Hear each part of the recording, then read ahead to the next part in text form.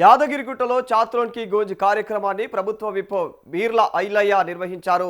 యాదాద్రి భువనగిరి జిల్లా ఆలేరు నియోజకవర్గంలోని యాదగిరిగుట్ట పట్టణంలో భారత లోక్సభ ప్రతిపక్ష నాయకుడు రాహుల్ గాంధీ రాజస్థాన్లోని కోటలో విద్యార్థులు యువత సమస్యలను తెలుసుకుని వారి యొక్క గొంతుగా అయితే ప్రారంభించినటువంటి చాత్రోన్ కి గూంజ్ కార్యక్రమాన్ని పెద్ద ఎత్తున నిర్వహించారు.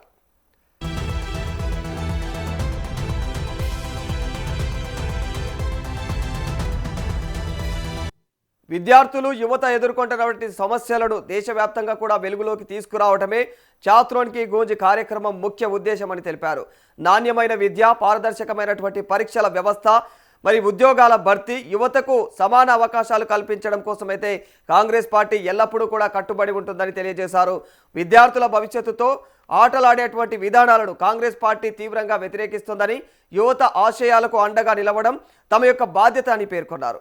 ప్రతి విద్యార్థి కూడా తన యొక్క అభిప్రాయాన్ని స్వేచ్ఛగా వ్యక్తపరిచే హక్కు కలిగి ఉండాలని, వారి సమస్యలు ప్రభుత్వాల దృష్టికి చేరేలాగా ఈ కార్యక్రమం వేదికగా నిలుస్తుందని అన్నారు.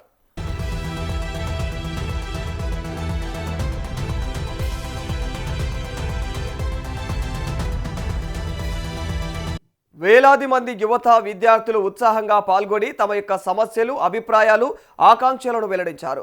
కార్యక్రమంలో విద్య, ఉద్యోగాలు, పోటీ పరీక్షల నిర్వహణలో పారదర్శకత, నైపుణ్య అభివృద్ధి, యువత సాధికారత వంటి అంశాలపైనైతే చర్చ నిర్వహించినట్లయితే ఐలయ్య వెల్లడించారు.